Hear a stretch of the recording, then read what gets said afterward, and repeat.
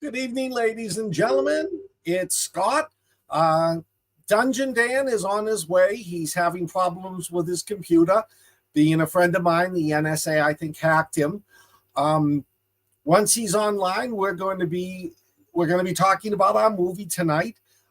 Tonight is the 2016. One second. You there, Dan? I'm here. I made it. Excellent. I just signed on a couple of seconds ago. Just telling people tonight we're doing Hacksaw Ridge, the directed by Mel Gibson in 2016. It tells the story of Desmond Doss, a conscientious objector who decided he did want to go join combat. He wanted to join and serve in the military, but being a conscientious objector, he didn't want to learn how to fire a weapon or hold a gun. And the story deals with how he made it through basic training, how he maintained his principles, and at Hacksaw Ridge, one of the bloodiest battles at the Battle of Okinawa, he wound up saving 75 lives. So you saw the movie, Dan, right? I watched the movie. I rewatched it last night. It's It's actually a really good movie. It is.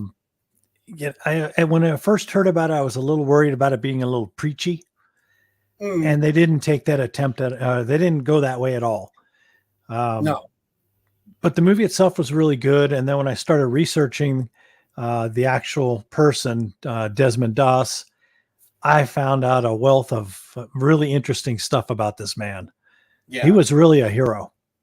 No, he was. He was definitely a hero. He starts out as a small kid, growing up in this small town. His father, I think, used to be a preacher, and then he became an alcoholic. Now, the one thing in the story I did not think was true was because he never mentioned it in his. There is a documentary. I'm going to post a link to it later. We're going to discuss it later. But there's a documentary that includes interviews with Desmond Doss. And in the movie, he's horsing around with his brother and hits him in the head with a brick and nearly kills him. And that's when he's a Seventh-day Adventist. They're deeply, deeply religious, but their Sabbath day is on Saturday. And like the first 40 minutes of the movie deals with him growing up. He falls in love with Lizzie, this girl he meets, and they get married. It deals a lot with his father was a raging alcoholic. There is one scene in the movie I did not like. If you see the movie, the scene Desmond Doss's character describes why he won't pick up a firearm. And it's because in the flashback, the drunken father is having a fight with the wife and aims the firearm at her. And Desmond comes in, Desmond stands between them, and the father goes to shoot Desmond and realizes what an ass he is and does it. In real life, it wasn't his wife that he was aiming the gun at. Desmond's father was aiming the gun at at the father's own brother, Desmond's uncle. And I was joking with Dan before, it's really sad that, you aim the gun at your wife, you're an asshole. You aim the gun at, it's sibling rivalry. So, Right. Yeah. Well, that's valid. I found I like the way they opened the movie with Desmond growing up. It gave you a sense of, where he's from, what it's like growing up in the mountains in a small town, the freedom they had to just run around. And they also addressed another issue that I liked, which was the father being upset about his older son enlisting for the war. Yes. And then later Desmond enlisting for the war. Being a World War I vet, he did not want his kids to go through what he did. But that is inaccurate also. Oh, is it? See, I didn't see the documentary. See, according to the documentary, Desmond was the first one to join. He joined the military and wanted to be a medic. It was, I think, a year or two later that the brother Harold, he joined the Navy. I wonder why they switched that around. I don't know. There was some weird stuff in the beginning that, for example, one thing they never talked about that I thought would have shown a really good example of what Desmond was like was there was an accident in the next town over, and they put out a call. They needed blood. Desmond, who was still a young kid at the time, walked 3 miles over to the town, donated blood, walked back to his house, and then 2 days later made the same journey to donate blood. You know, that was left out. In the No, what were you saying? Well, I was going to say that was in the movie, but he went back because he wanted to see the cute nurse that ended up being his wife, according to the. Oh, that's right. Yeah. No, see, I think from what I saw in the documentary, he did this when he was younger. This was something that took place, like, I think when he was like 12 or 13. Oh, okay. But yeah, that was the only thing that bothered me about the first part of the movie. They really made the father out to be such an asshole. Now, maybe he was, but Desmond never talked about him that way in the documentary. And so let me ask you this. Sure. Oh, in the movie, they had him, like working at the church and stuff. In reality, he worked at a shipyard. They never really brought up the fact. No, that was the other thing too, because at one point in the movie, he said, I'm working like at a mill. I don't want to be working at a mill. I want to be doing something important for the war effort. He was doing something important for the war effort. He was working at the shipyard. Right. But, and go ahead. I didn't mean to interrupt. No. We always interrupt each other. Okay. Well, so my point was, working at the shipyard, that gives him a pass for not having to go and fight in war, because he's technically helping the war by being in the shipyard. And I remember at one point when he's talking to his CO in boot camp, he brings it up. He brings that snippet up, but I never understood it, because I'm like, well, if you're in a mill, why the hell are you getting a pass?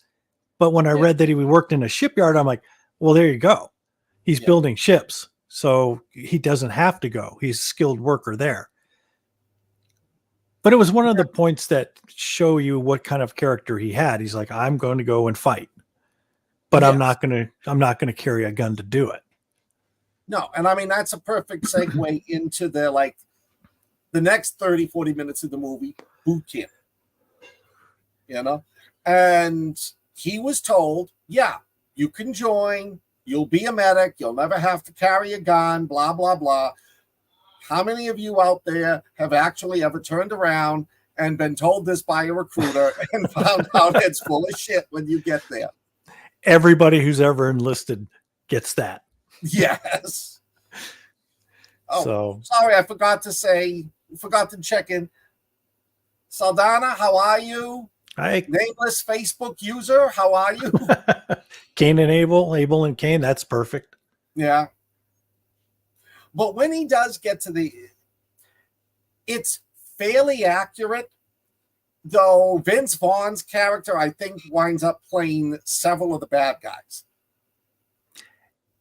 You got to admit, Vince Vaughn's character was fucking hysterical in the movie. I couldn't stop laughing at the shit he was saying. Oh my God. My old man was a former Marine. He would have laughed his ass off because he told me that's the way the drill instructors were back in the 40s and 50s.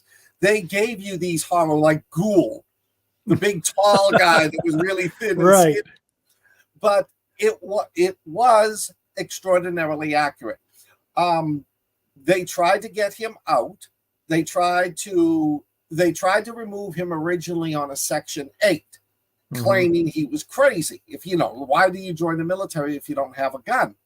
And he made the claim that I want to serve. As a medic, I can save lives. I just don't want to take lives due to my religion. And they signed the Section 8 papers. They were going to get rid of him. But as it worked its way up to the command, one of the generals eventually said, no, you can't do that. That's illegal. And it was the scene when the father goes in and talks to the general, and then the general shows up at the court martial. It's based on that. But you couldn't get rid of him on a Section 8. So they decided to try to get rid of him. They tried to break his spirit. They had to give him Saturday off. It was his religious right. So on Sunday, when everybody else was resting, he got the dirtiest assignments. He got KP duty. He got to clean the latrines. They tried to break his spirit. They picked on him. Though Desmond never said it in the documentary, I'm pretty sure that there was one of those blanket parties at least once for him. That was a reality even when I was in boot camp. If you were that big of a fuck up, you would get the blanket party. But they didn't usually punch you. They would put the bar of soap in a sock and just pound the hell out of you. Like Full Metal Jacket. Yeah. Exactly. That's how they went. And I only know that because it wasn't me and I didn't participate. But there was one guy that got straightened out that way. Yeah. If you said you did or didn't? I didn't. I would. Really? I thought everybody in the barracks had to participate. Well, that's what the unofficial rule is, but no. And I wasn't the only one that, we're like, I'm not going to be a part of this. You all go ahead and do it. We're all going to get punished, but I don't want to have to, know that I beat the shit out of this guy. I don't blame you. I'm looking here for my notes. I'm looking at the comments, and unfortunately, it just comes up as Facebook user, but perfect one. You can't handle the truth. That was just getting off topic for a second. I saw that movie at Camp Foster, the Marine Corps camp in Okinawa. And when Jack Nicholson started that speech, you could hear like 150 guys around me. You could like smell that. Tom Cruise was not the hero of that movie. No, not if you're a Marine. But what they did try to do to Desmond was they tried to break his spirit. They wouldn't break his spirit. They couldn't do that, no matter what they did. So then they tried to get him out on a technicality. And this did happen. Remember the scene when they're handing out the passes and Vince Vaughn comes in, his character, and he says, nope, that's it. None of you get passes. Right. Because that didn't happen to everyone. That happened only to Desmond Doss. They prevented him from going to get to see his wife. So then they got the idea, well, to pass, you have to qualify on rifles. He never qualified on rifles because he refused to handle one. And they would never, no matter how hard they tried, they wouldn't even get him to pick up a rifle. But I'm trying to remember what happened. Oh, the father called the War Service Committee, which is what happens in the movie, and explained to them what was going on. And they turned around. The War Committee said, you cannot do this. He is under the laws, under the Constitution and the laws of the War Department of Defense now.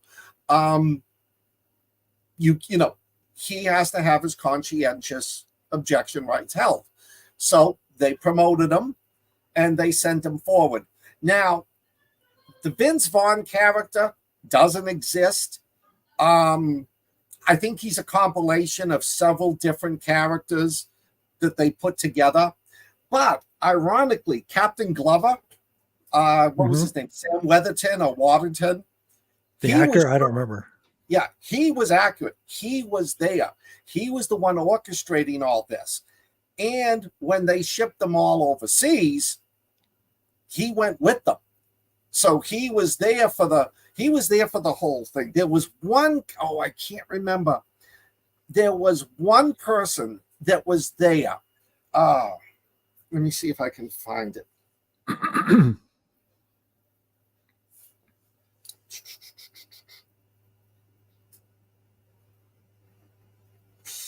I can't remember. It's in the documentary, but one of the assholes that was pushing on Desmond Doss, the first battle, he broke and ran.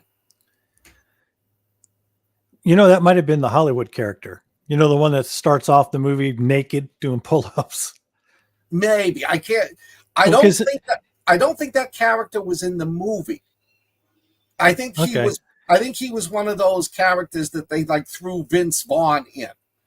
Because Vince Vaughn I loved him in this movie. I was shocked. He was great. As a comedian. No, Fred's curled up behind. I gave him a chew toy, so hopefully Fred will be good. Vince Vaughn was a nameless character, an amalgamation of others. But the Captain Glover was a true, and the captain was pounding him. The captain wanted Desmond out of that unit so bad. They were afraid that he would break down morale. And nobody in the unit liked him when they went overseas. They could not stand him. None of them trusted him. None of them liked him. Now, one thing that happened, and I understand why they did this. That unit went and fought at Guam before it went to Okinawa. And Philippines. Two separate battles. Yeah, two separate battles before they ever got to Okinawa. Yeah. And let's see. And it was on Guam that Desmond Doss did his first. There was a battle, and the Americans had to retreat a little bit. And everybody was told, don't go out into the field. Stay here. The Japanese are out there. And Desmond broke orders and went out and was pulling back. He pulled back only a handful, but he still pulled back some of the wounded men. And some of the stuff that happens at the Battle of Hacksaw Ridge happened at Guam. Like the scene when the guy was blind and Desmond pours the canteen water on him. That actually happened at Guam. And the one where the Japanese surrender, and as the Americans come close, they launch the grenades at them. Right.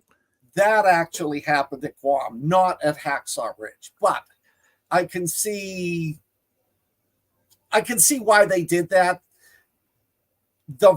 The battle scenes in this movie are horribly realistic, like the battle scene on Omaha Beach in Saving Private Ryan, or the tank battle scenes in Fury.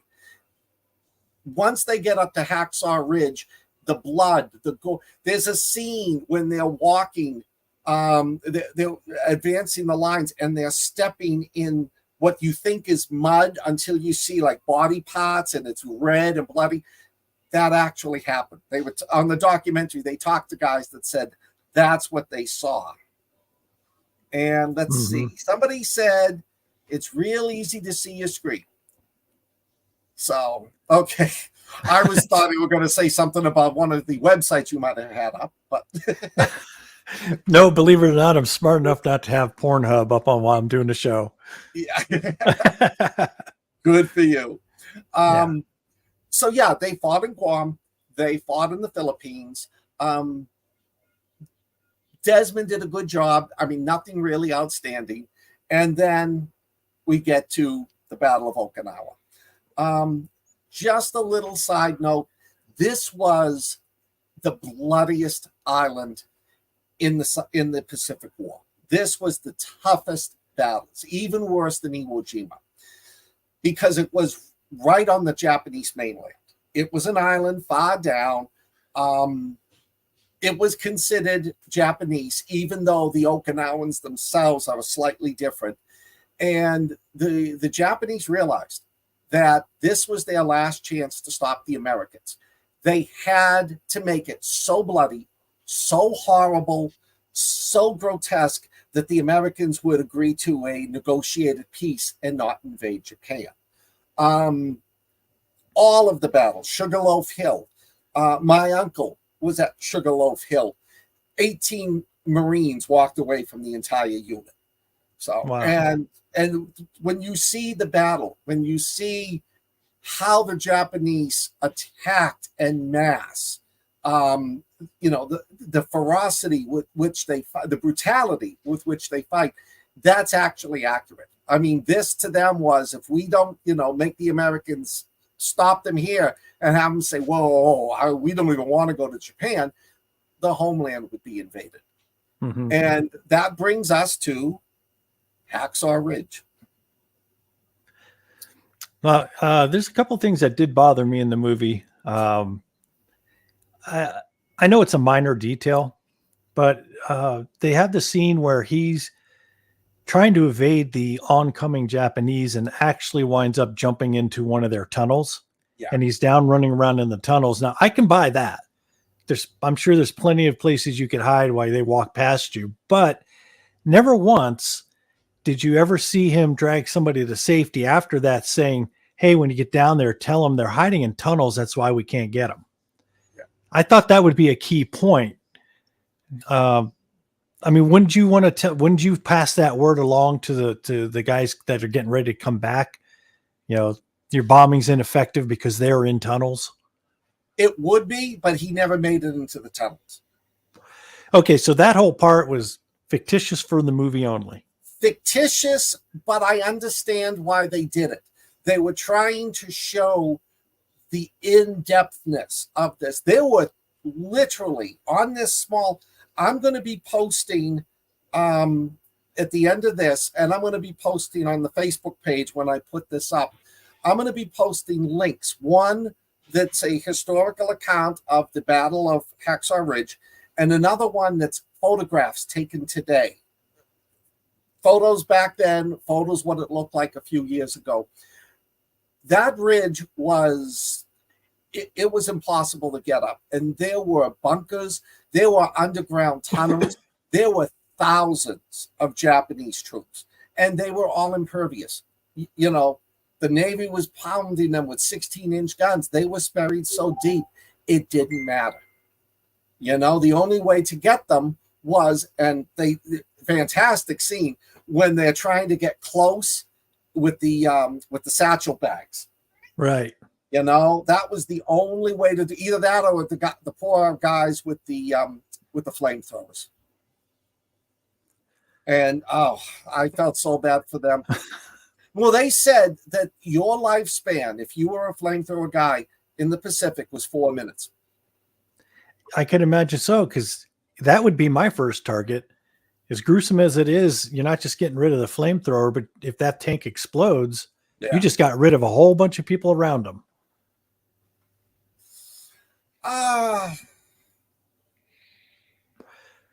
Can't quite read it because I don't have my glasses. I've always wondered why the Japanese never used bioweapons on the islands if they thought they'd lose them by making them uninhabitable. We know that they test many types on POWs, but never use them except a few times against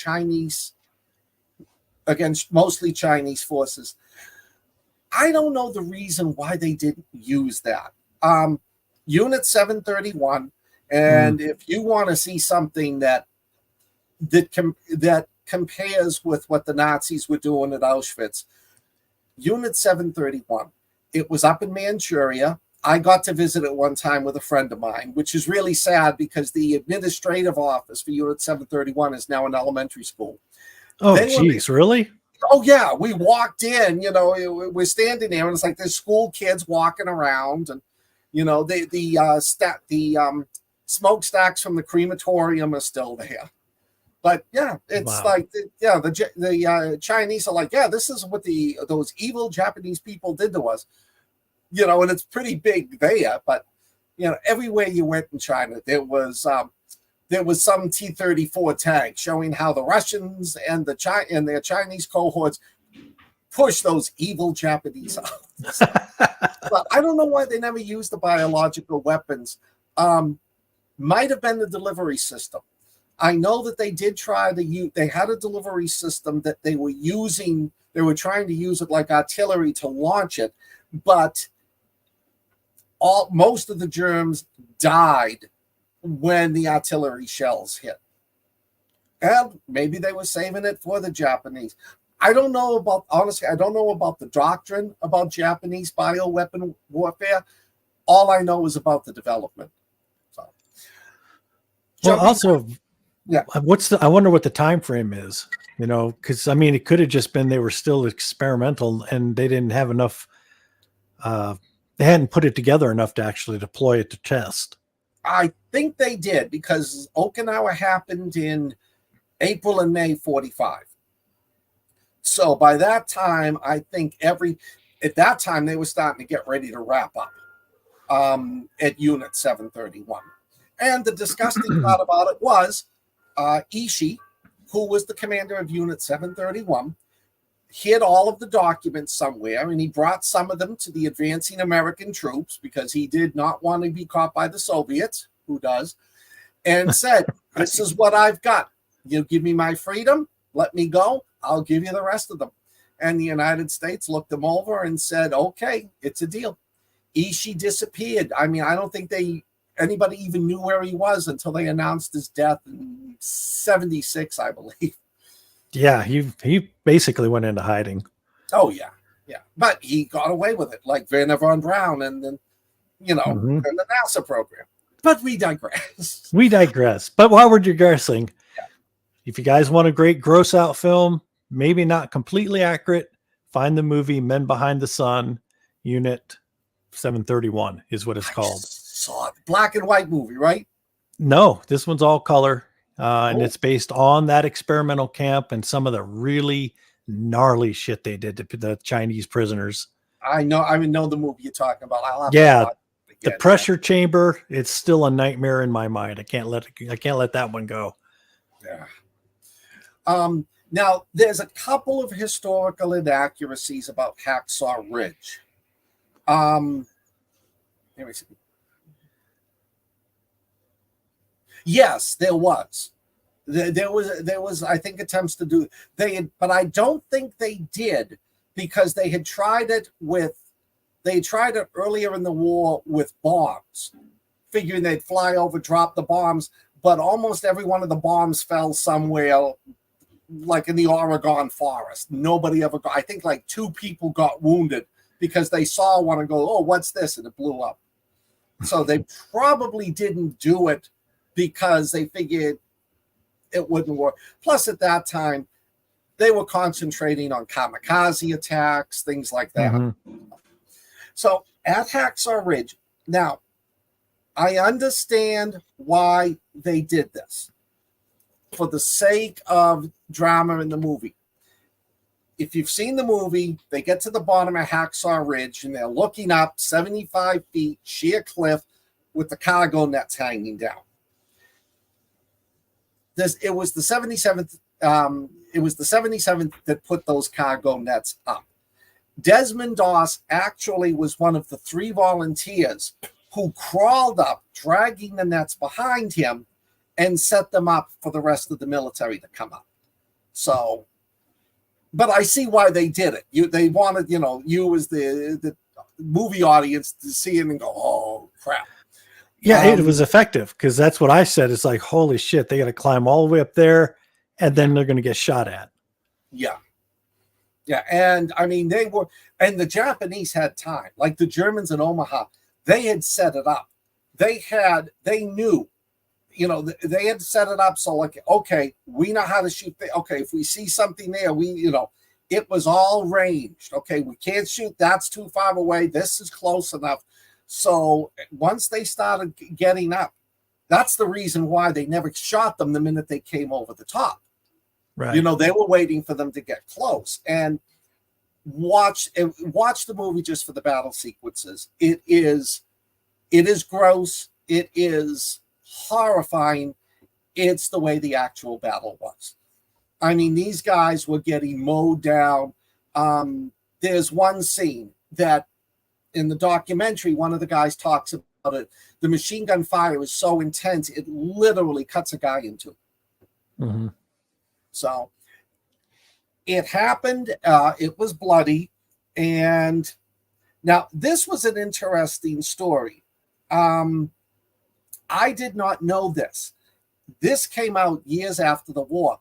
There was a Japanese sniper who saw Desmond after the, well, I'm jumping ahead of myself.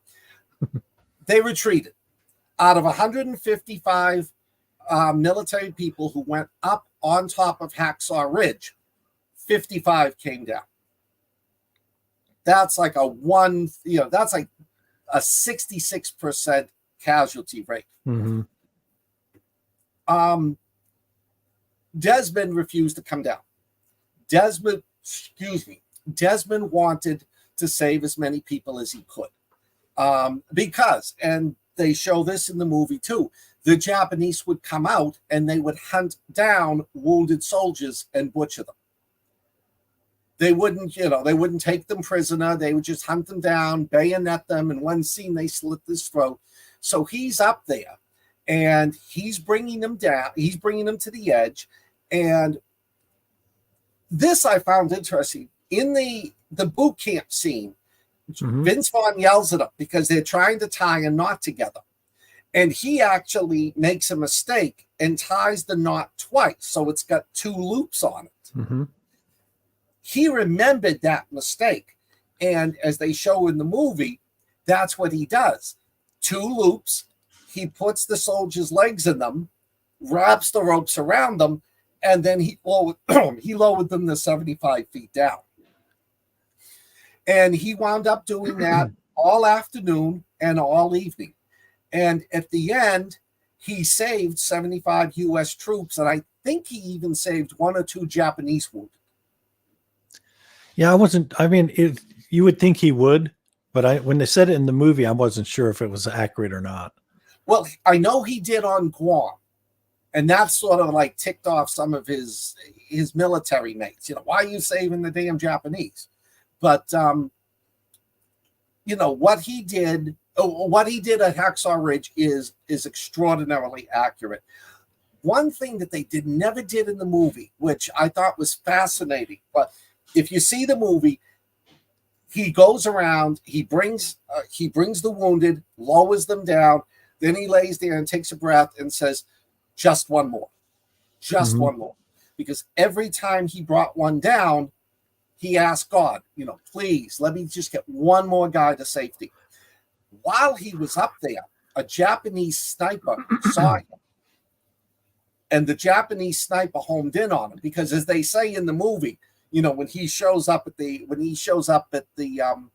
on Okinawa with the medical unit's like, take that shit off. You'll be the prime target. They go after you guys first. The sniper zoomed in on him, pulled the trigger, nothing happened. So he checked his gun, zoomed in on him again. Several times he tried to shoot him and nothing happened. The gun would not fire. That's weird. And there's a lot of people in the unit who, and you see this in the documentary, there's a lot of people who were like, yeah, God was with him. And this is the scene. It's true. It happened in the movie, and you think, oh, it's Hollywood. They were going back after he saves the 75. Men, they want to go back. He's the only medic who survived. None of the other medics in the unit are alive. So they said, will you go back? I know Saturday is the Sabbath. That's the day that we've scheduled the invasion, not only of Hacksaw Ridge, but the surrounding areas beside it. And he said, okay, but can you at least give me some time to pray in the morning? In the movie, and it actually happened, they delayed the attack by a couple of hours for him to pray and read the Bible. And that was because by this time they had such respect for him and what he did and his beliefs that the Battle of Okinawa got delayed about an hour or two for him. Yeah, basically his troops would not go into fight until he was ready. Yeah. He went from being called the coward Yeah. to, this is the guy, as long as he's coming with us, we're going to go fight, because they know if they get hurt, he's going to get them out. Yeah. That's pretty amazing. And in the movie, it's true. The Captain Glover, Sam Weatherton or Worthington, he was wounded on top of Hacksaw Ridge. He was there. He was going to die. Desmond Doss found him and got him out. Mm-hmm. And after that, Glover later said to him, I was wrong. You know, thank you. One bit of historical inaccuracy, and I understand why they did it. The scene where he gets wounded on Hacksaw Ridge. Right. When the Japanese are throwing grenades, ironically, he grabbed one of the grenades, threw it back, and did kick the second one. And when it blew up, it really damaged him. I think he fractured his arm and had 17 pieces of shrapnel in him. That actually happened a week later, farther beyond Hacksaw Ridge. But it was perfect. Put it into that battle. It was the perfect, yeah. The last battle on Hacksaw Ridge, just before they take it, he gets wounded. And it was true about he lost the Bible. And while they were taking him to the aid station, the guys went around. They followed everywhere he went until they eventually found his Bible and they brought it back to him. Was that after they got him back down, or was it like in the movie where while they doing it? But yeah, it was they brought it to him at the base hospital.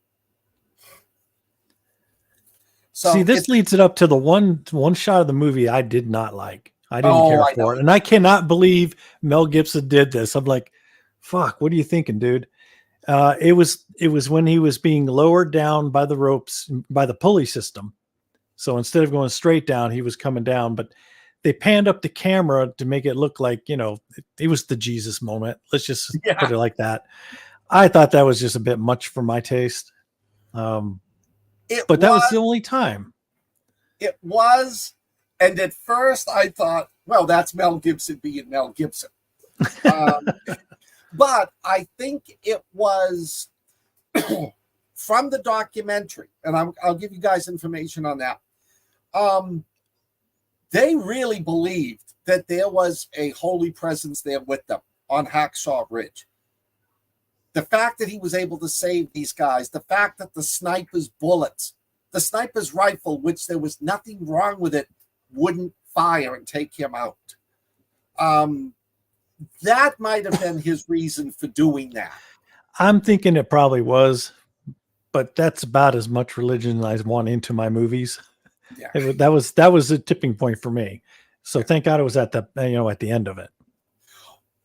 The movie doesn't beat you over the head with the religion.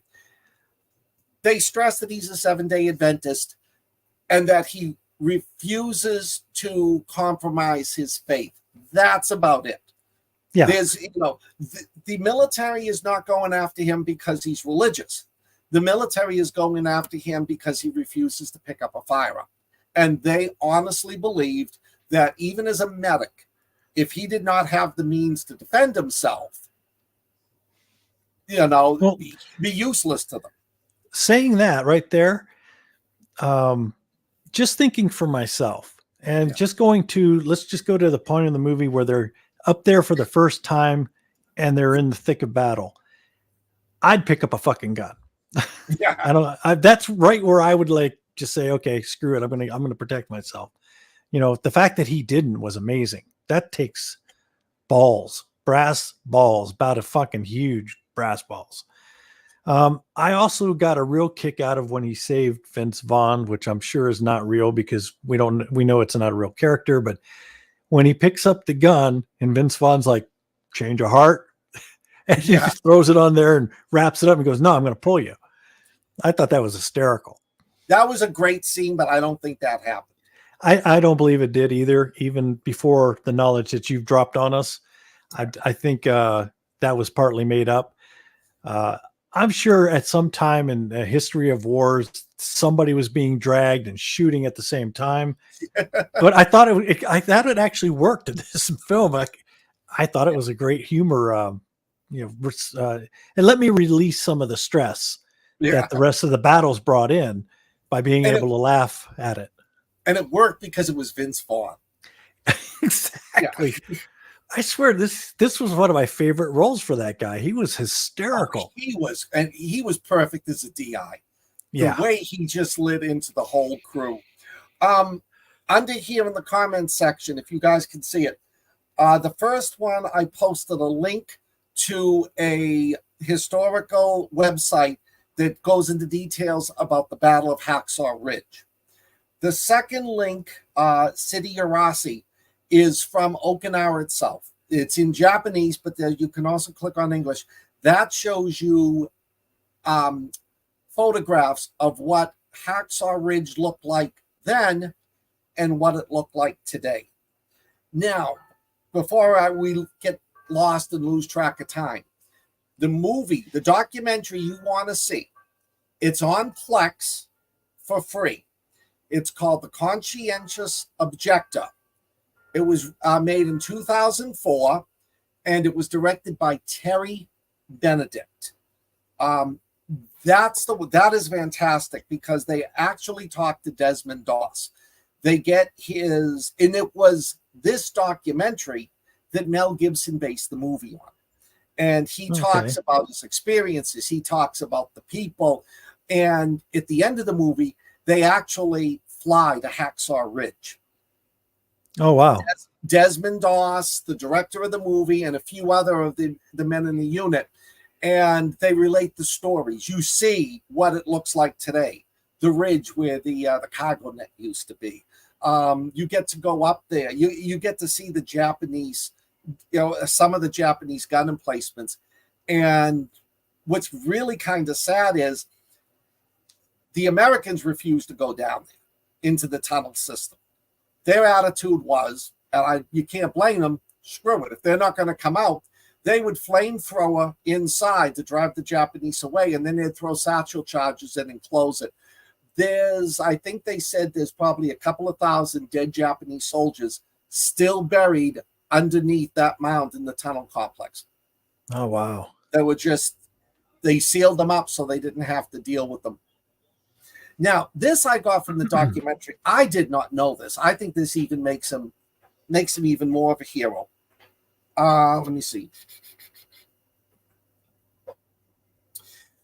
I mentioned that he had a fractured arm and 17 pieces of shrapnel from when he kicked the grenade and it blew up right near him. After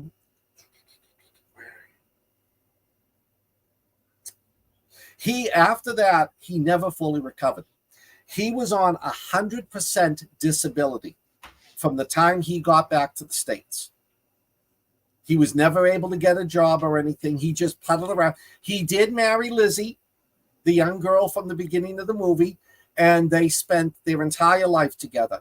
She died, I think, like late 90s. He died, I think, around in the 2010 or a little after. What year? Okay. I was thinking 2006, but I could be wrong. You might be wrong. All I know is the documentary was made in 2004. But he was on 100% disability. He got tuberculosis from his time on Okinawa.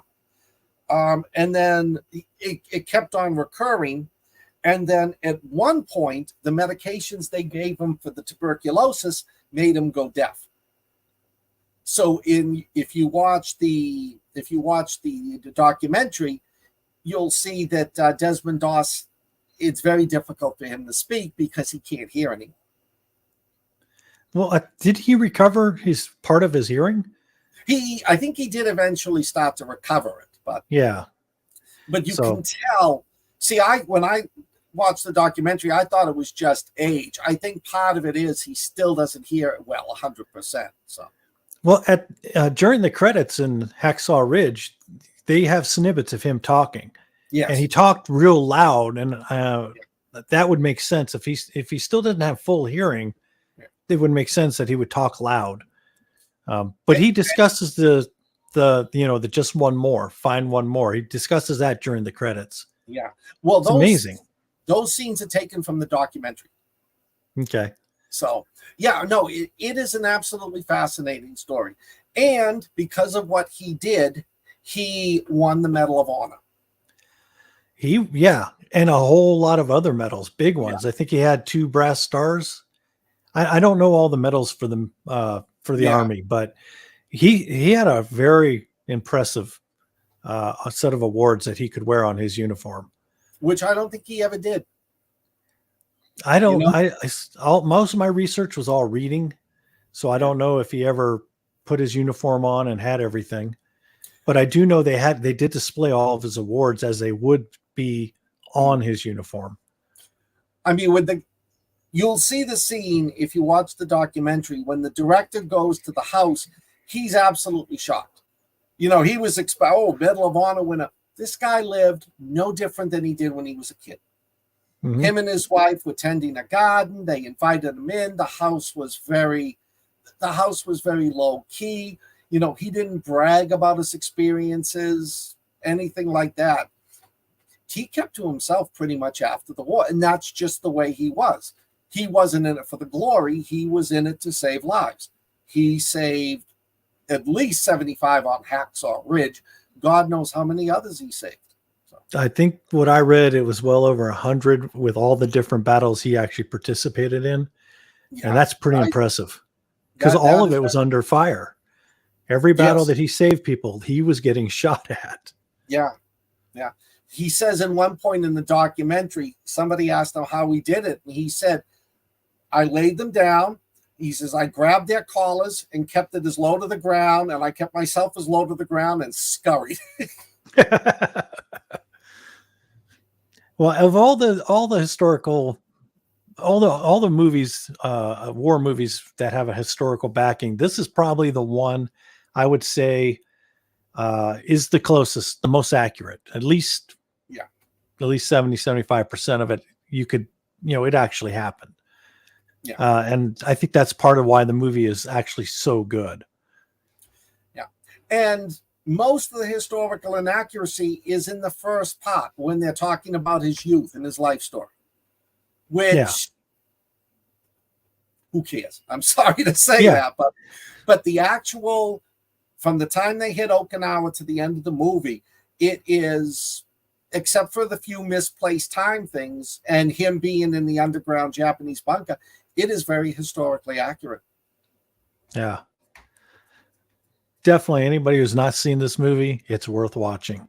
It definitely is worth watching. And we joked about it. It's a Mel Gibson movie. He does not beat you over the head with politics or religion on this. This movie is about a guy who refused to, because of his religion, who refused to take lives and was so heroic, he wound up saving 75 in one afternoon and one evening. Yeah. I like Mel Gibson movies. I like Mel Gibson. I do too. Yeah. Especially when he's in comedy roles. It's called, just again, The Conscientious Objector, 2004. The director is Terry Benedict, and it's free on Plex. And if you don't own Plex, go get it. It's free. It's free. Every movie they put up there, they put commercials in. Big deal. But yeah, you can watch it there. It's an hour and 41 minutes. Watch that. Watch the movie. It's very informative. But like I say, I spent 3 years on Okinawa. I never knew about Hacksaw Ridge. I wish I did. I would have gone there. I would have read about it. I would have taken photographs. Yeah. The battlefield that I was interested in was Sugarloaf Hill, which was near there. And that's because my uncle was a Marine. His unit went to take Sugarloaf Hill. They eventually did. When they finally took Sugarloaf Hill and were replaced, 18 Marines walked away. That's devastating. The death toll of U.S. Marines and U.S. Army and U.S. Navy because this was the battle where they threw the kamikazes at us. Mm-hmm. I mean, this was the worst. And again, this was the whole thing. They knew that they could not defend themselves in Japan. And they were trying to make it so bloody for us here that we would agree to a negotiated surrender. I think that was the original shock and awe, the pure violence of it. Yeah. And that wasn't unique to World War I. That was, I first heard about that type of a mentality from Vietnam. Oh, yeah. You know, the North Vietnam guys were pretty freaking brutal. And the whole idea was to just freak us out so much we'd like, fuck it, we're out. And it didn't work. No. It didn't. But we all know we dropped the 2 atomic bombs, Hiroshima and Nagasaki. The emperor eventually surrendered. We never invaded Japan. But the death toll estimates from the United States government was 1 million Japanese and U.S. casualties on our first invasion on southern Japan. Not that high. 1 million casualties, both sides. Holy cow. Yeah. Well, that was one of the reasons why Truman agreed to drop the bomb, is because he just didn't want to see 1 million people, get killed or get wounded.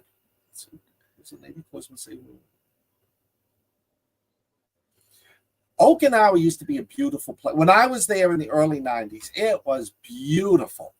You could drive along the coast, you could stop, you'd look over the cliffs. The water was crystal clear. You could see the bottom of it. And then about 94, when I left, the Japanese came in and bought up all the coastal land and built up luxury hotels. Downfall of any beautiful paradise. Yeah. Sugarloaf Hill, the whole area, they cut it down. They took the huge surrounding area and they turned it into apartment complexes, but nobody would touch Sugarloaf Hill itself. It was too condemned for them. The Japanese were convinced that the spirits of the dead still haunted. Maybe. I was there from 91 to 94.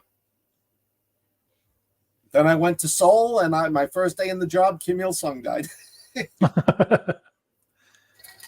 Timing. Yes.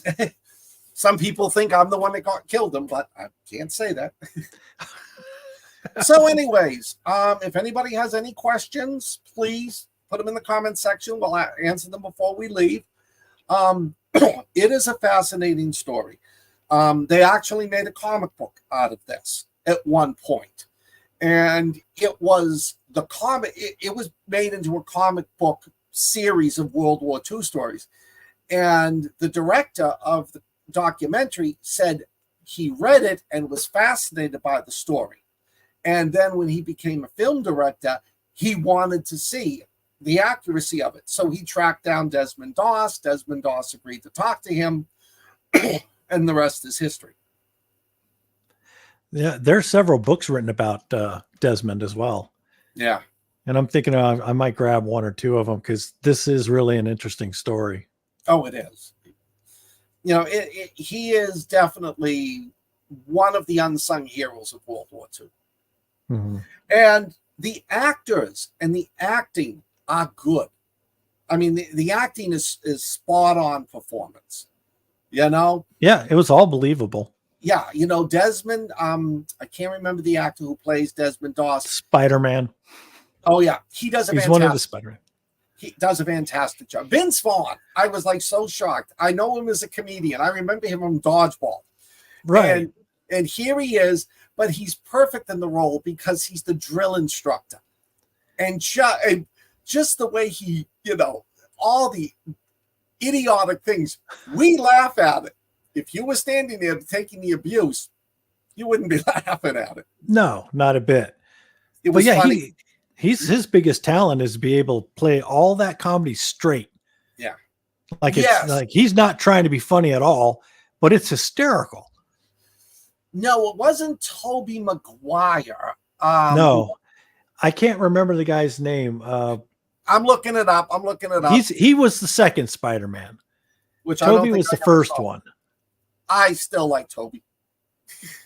Yep. Plus, it's the Sam Raimi Spider-Man. Andrew Garfield That's played it. Desmond Doss, and Captain Glover was played by Sam Worthington. So definitely, I would go see this movie if you're a big history buff, and if you want to, or if you don't care about the movie and you want to know what really happened, go see the documentary. The links below will take you to some of the sites so you can read about it yourself. So, Dan, it's almost time. What do you got on your plate? I'm obsessing over a short story that I should have turned in 3 days ago, but I just can't stop tweaking it. I am still doing revisions on the first book, which has not been set in yet because now I'm obsessing about that. I don't know why I'm trying to make it perfect, but I just don't want everybody looking, reading this going, what grade is he in? Trust me, you can spend 10 years on the book. You can run it through Grammar Check. You can run it through Grammarly. You can have 5 or 6 beta readers and editor look at it. And the minute you pop it up it's published, and the minute you open the book to look at it, there's going to be a mistake right there. So there's no getting away from it. It happens to me all the time. I will tell you, it costs like $60 every 3 months, Grammarly. I use it. Yeah, it is phenomenal. It takes forever, but I get so few comments from Amazon on errors in my books now. So. Yeah, I like it because not only does it just check your spelling, but it sentence structure. Yes. If you've got a sentence that's not quite structurally sound, which is usually why when I'm reading it, I'm like, this doesn't fit right. It'll find it, and then it'll give me an option. It'll tell me what it suggests, or I can just rewrite it myself. It's money well spent. Mm-hmm. That's, if you're into writing, that's your backbone right there. So. And I just finished the first draft this week of the Chronicles of Paul 3. Hopefully, if you got my newsletter, if you sign up for my newsletter, you'll get the cover reveal on the 15th. It's going to go on pre-order this weekend, and I thought it was so ironic. I picked Friday, October 13th as the release date. Perfect. It was like I was going to release it on the 15th, and I'm looking through it. It's like Friday, October 13th. Yes. Yeah, that'll work. All right. Thank you all for joining us. I appreciate it. Like and subscribe. Tell your friends who history aficionados to tune into us. And to everyone, we'll see you in 2 weeks. See you later, Have a good night, guys. everyone. Thank you.